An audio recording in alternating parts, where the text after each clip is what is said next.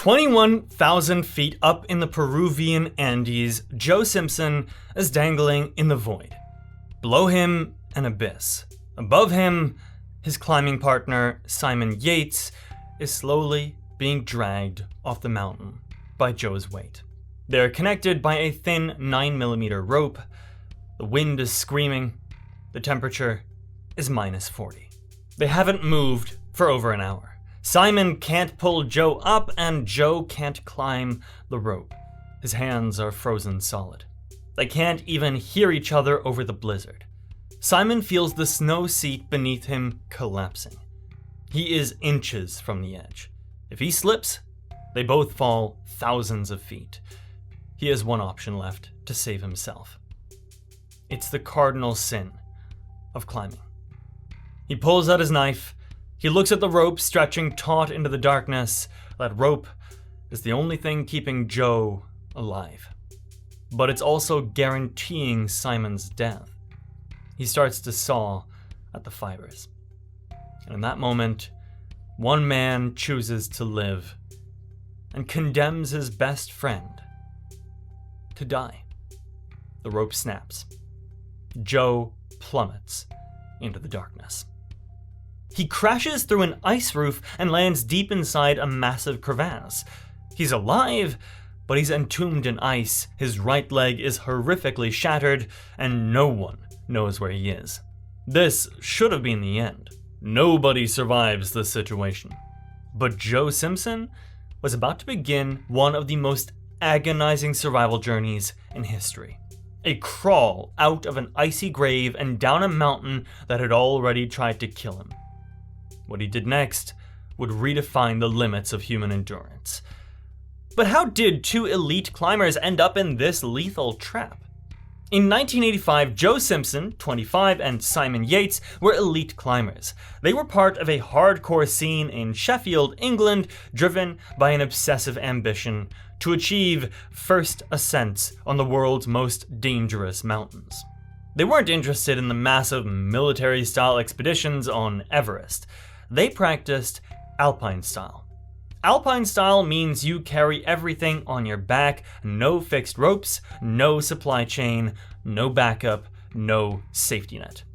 It's fast, light, and incredibly dangerous. Once you start, you're committed. The only way out is up and over.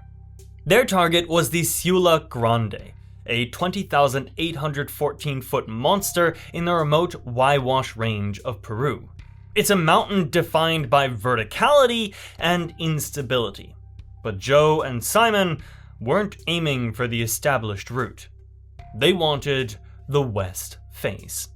The west face was a near vertical wall of rock and ice almost 4,000 feet high. It had never been climbed. It was considered a suicide mission. And for Joe and Simon, that was the appeal. They established a base camp miles from the nearest village. They were completely isolated. If anything went wrong, nobody was coming to help them. They packed minimal gear: ice axes, crampons, 2 150-foot ropes, and enough food and fuel for maybe 3 days. They were dangerously optimistic. The ascent was brutal from the start. The west face lived up to its reputation. The conditions were appalling. The ice wasn't solid. It was often a thin crust over unstable powder. They were climbing vertical snow that offered almost no protection. By the second day, they were forced to bivouac, spending the night in a snow cave dug into the face of the mountain. They were running critically low on gas for their stove, meaning they couldn't melt enough snow for water. Dehydration set in, clouding their judgment and weakening their bodies. Blizzards hammered them constantly. They were climbing blind, navigating by instinct through whiteout conditions. They were burning 8,000 calories a day, but eating a fraction of that. They were starving and exhausted. But on the 4th day, they did it. They reached the summit. They had conquered the west face. They stood where no human had stood before. They didn't celebrate. In mountaineering, the summit is only halfway. 80% of accidents happen on the descent. They were out of supplies, and a major storm was closing in. They had to get down, and fast. They opted for the North Ridge. It was technically easier, but it was a route they hadn't climbed and didn't know. They began the treacherous descent. The ridge was a maze of cornices, overhanging masses of snow and ice that could collapse without warning. Visibility dropped to near zero as the storm hit full force. Then, disaster struck. Joe was moving down a steep slope. He stepped onto a section of unstable ice, it fractured, and he fell. It wasn't a big fall, maybe 20 feet over a small ice cliff, but the way he landed changed everything. He landed straight-legged on his right foot. The impact was catastrophic. The sound was a sickening crack. The force didn't snap his ankle, it drove his tibia, his lower leg bone, straight upward, smashing through his knee joint, shattering the tibia condyle. The pain was indescribable. Joe later described it as a liquid fire explosion. He screamed, collapsing into the snow. Simon quickly reached him, and they both looked at the grotesquely deformed leg. They didn't need medical training to understand what this meant. A broken leg at sea level is an emergency. A broken leg at 20,000 feet, in a blizzard, days from help, is a death sentence. They were alone. There were no helicopters capable of flying at this altitude, and no mountain rescue teams in this part of Peru. Joe knew the unspoken rule of high-altitude climbing. If you can't walk, you die. He fully expected Simon to leave him.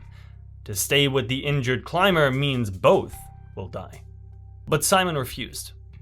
He wouldn't abandon his partner. He came up with a desperate and radical plan. They had two 150-foot ropes. Simon tied them together, creating a single 300-foot length.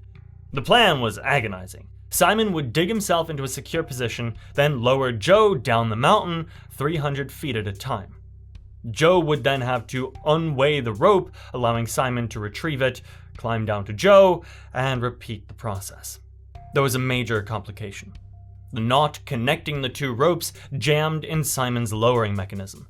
This meant that halfway through every lower, the system locked up. Joe had to agonizingly cling to the ice face, taking the weight on his shattered leg, while Simon, working blind in the freezing darkness with frostbitten fingers, tried to force the frozen knot through the mechanism. It was a nightmarish procedure. But they started the procedure. For Joe, it was torture. With only one good leg, he couldn't absorb the impact as he was lowered. His shattered knee hit every bump in the ice. The pain was blinding, electrifying. He screamed until his throat was raw. They were racing against time. The storm was intensifying and darkness fell. But the system worked. They descended nearly 3,000 feet in a few hours. Hope started to flicker. Maybe they could survive this. Then the system failed. They were descending a steep slope, and in their desperation to move quickly, they were taking risks. Simon lowered Joe, the rope sped up, Joe was moving faster. Suddenly, the slope disappeared. The friction vanished, Joe shot out into open air. He looked down and saw nothing but absolute blackness. He had gone over the edge of a massive, unseen cliff. He was hanging, free, spinning in the void, with a huge drop below him into a crevasse. He screamed up to Simon, but the wind ripped his words away. He had to get his weight off the rope so Simon could descend, but he couldn't swing to the cliff face. It was too far away. He tried to climb the rope. He had Prusik clamps, tools used to ascend a fixed rope, but his hands were completely frostbitten. There were frozen, solid, useless wooden clubs. He couldn't grip the icy rope. He fumbled and dropped one of the clamps into the darkness. He knew he was trapped. Up above, Simon had no idea what had happened. He felt the rope go tight, but this time, there was no movement. Joe's full weight was now pulling directly onto him. And then, the weight started to pull him down. The snow seat Simon had dug was failing. The powdery snow couldn't hold the strain. He was slipping, slowly but surely, toward the edge of the cliff. He dug his axes in, but they found no purchase. He was being dragged to his death. He assumed Joe must be unconscious or dead, hanging on the end of the rope. And now, he was pulling Simon down with him. Simon held on. Minutes turned into an hour, and the cold was paralyzing. He was losing the battle. He was inches from the edge. If he went over, they both died. It was a cold and brutal calculation. 1 death, or 2. He made the decision. He reached for the penknife. It was the hardest thing he would ever do. He felt like a murderer, but the instinct for survival overwhelmed his guilt. He cut the rope. Joe felt the sudden release of tension. He was falling. He plummeted through the darkness, the wind rushing past him. He knew this was it. He fell 150 feet. He crashed through a roof of snow and plunged deep inside a massive crevasse. He landed on a narrow ice bridge wedged between the blue walls of the chasm. The impact knocked the wind out of him, but miraculously, he was still alive. He lay there in absolute silence, total darkness. The storm was raging outside, but inside the crevasse, it was eerily still.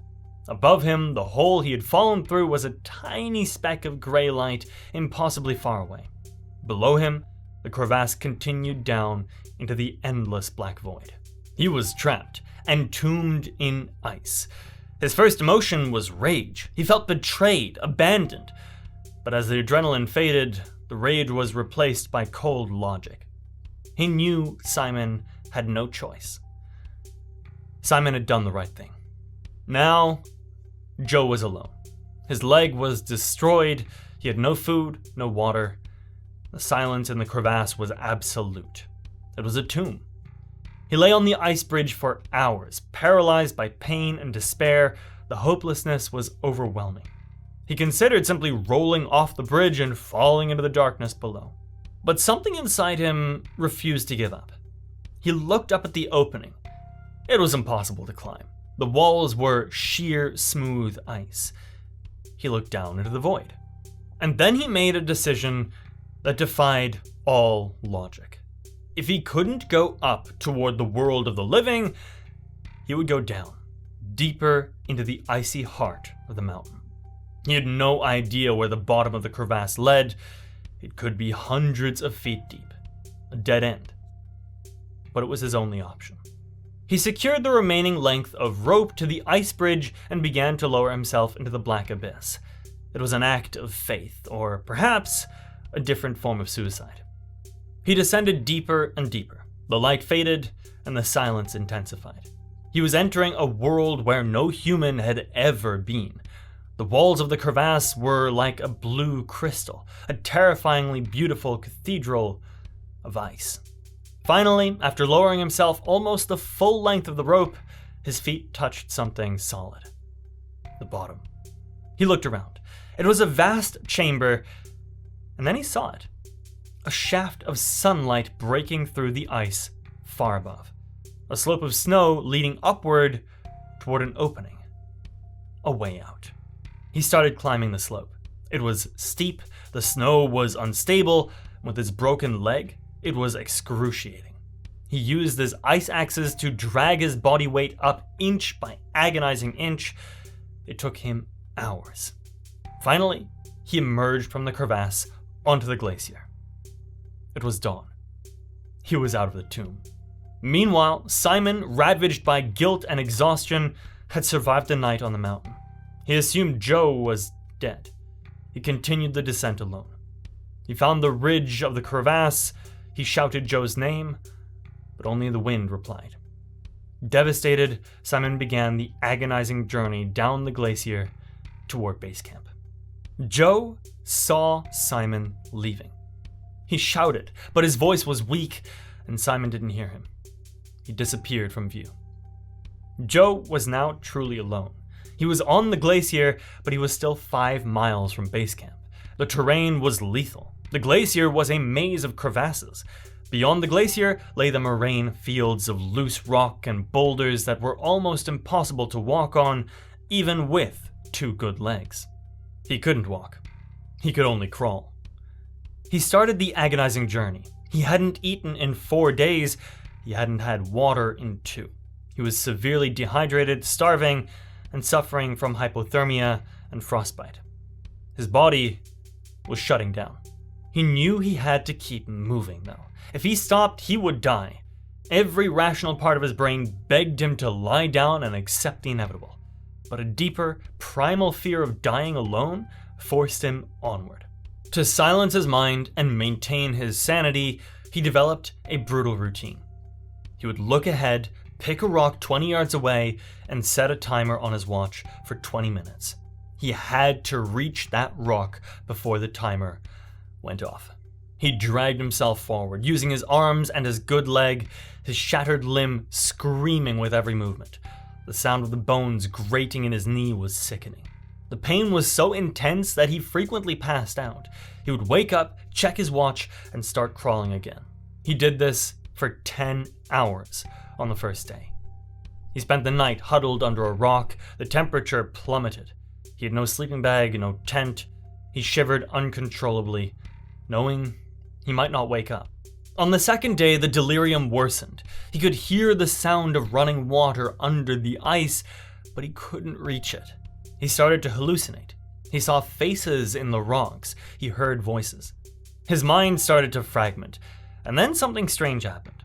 A song got stuck in his head, and bizarrely, it was Brown Girl in the Ring by Boney M. It was maddening. Here he was dying in the Andes, and a cheesy disco song was playing on repeat in his brain. Tra-la-la-la-la. It was so absurd that it actually helped. It distracted him from the pain. It gave him a rhythm to crawl to. By the third day, he reached the moraine fields. It was the worst part. The sharp rocks ripped his clothes and tore at his skin. Crawling over the unstable boulders was torture. Every time a rock shifted, the grinding bones sent shockwaves of agony through his body. He was falling apart. His body was consuming itself. He had lost nearly a third of his body weight. He reached a dry riverbed. He couldn't go on. He was done. He lay down on the sand, ready to accept his fate. He fell asleep, expecting it to be the end. At base camp, Simon was preparing to leave. He had waited for days. He was packing his bags, ready to start the long trek back to civilization. The atmosphere was heavy with grief and guilt. That night, Joe woke up. It was past midnight, and he smelled something. It wasn't the clean smell of ice and snow. It was the smell of the camp latrine. The wind had shifted, carrying the scent down the valley. He was close. This realization galvanized him. He summoned a final burst of adrenaline. He couldn't crawl anymore. So he started hopping, dragging his broken leg behind him. He moved toward the smell. He saw the faint glimmer of the tents. And so he started shouting. "Simon!" His voice was a dry rasp. He kept shouting, collapsing, getting up, and shouting again. Inside the tent, Simon was awake. He thought he was hearing things, the wind playing tricks, but the sound persisted, and he realized it was a voice.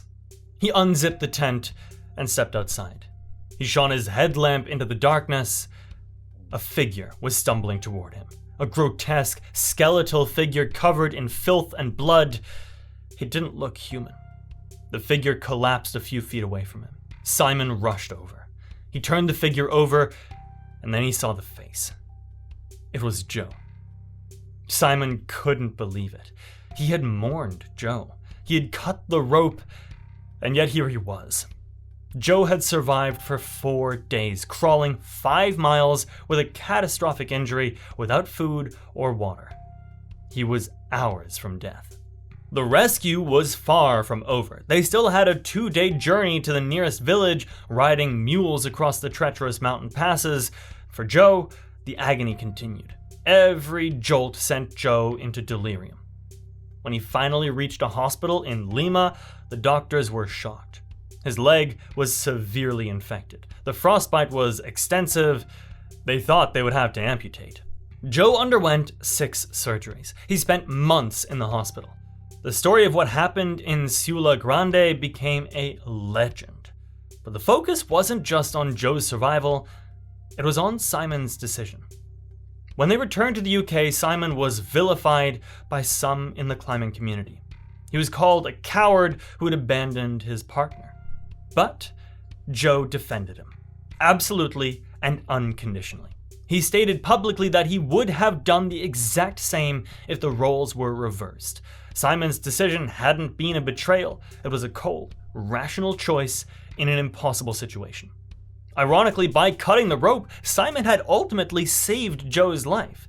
If Joe had remained hanging on the mountain, he would have frozen to death. By falling into the crevasse, he was sheltered from the storm. It was the decision that allowed both men to survive. If Simon hadn't cut the rope, they would have died on that mountain, tied together forever. You won't believe what the people in these next two stories did to survive. Click now to see what they did to stay alive, and ask yourself, could you do the same? Subscribe for more, and I'll see you soon.